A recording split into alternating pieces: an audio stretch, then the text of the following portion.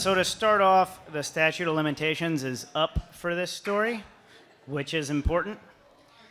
But when I was in high school, I was like the kind of kid that you wish that you had. I never got in trouble. Most weekends I was in because I played the trumpet, still play the trumpet. So I practice. I was broken up with by my senior year girlfriend because I practiced too much. It was too many Friday nights of her being like, hey, let's go out, and me saying, I gotta practice. So that was pretty much, when I was growing up, I was just always in the house. I was never in trouble. My parents thought I was an angel. It was great. Then I went off to college, and I started doing some things that would get you in trouble, but I'm outrageously lucky. Probably one of the luckiest people you'll ever meet, and I just never got caught. So one of the first nights that we were at college, my dorm neighbors were having a party, and my friends and I were over there at the party.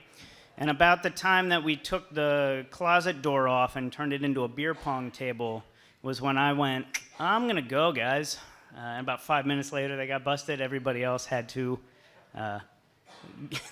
it's called the alcohol class, where they went and you talked about all the terrible things that happen when you drink too much. But I got through all of college without doing that. But the closest that I ever came to getting arrested would have been making something. You guys ever heard of a works bomb? Anybody nobody's familiar. One person is raising their hand excitedly. So a works bomb is you take an empty 2-liter bottle, right? Like at soda, whatever you're using. You take aluminum foil and you take a very specific type of toilet bowl cleaner called The Works. Spelled W-I-R-K-S, and you dump them all together and it explodes. So it's great. So one night we were drinking, and my friends and I decided it would be awesome if we made a works bomb. We were all like, man, I never made one in high school because we were all good kids in high school. Like, let's go make a works bomb. So we went to college in the middle of nowhere. Walmart was about 25 minutes away, so we go out to our cars, get in our cars, drive to Walmart. Go through Walmart, go to the checkout, and then there's like, the one lady working.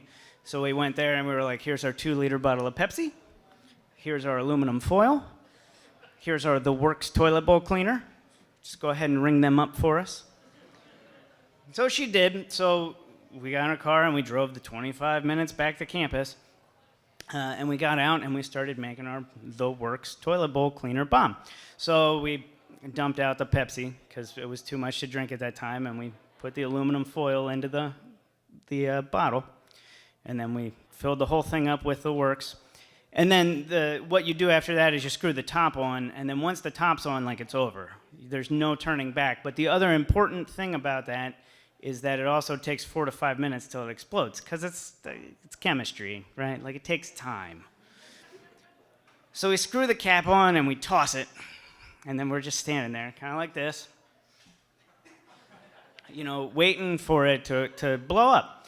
So we see it start expanding. We're like, all right, this is it. Like, here we go. This is our entire lives have been building to this moment when the Works toilet bowl cleaner bomb is going to explode. We're so excited, right? And we see it like, if you've ever seen something blow up like that, like with too much pressure, and you're just like at that point where you're like, yeah, that's it, it's gonna go. And just as that happened, a cop drove by, right? Which was really weird because we were like on this private college road, like the cop's not even supposed to be there. I don't know how it happened.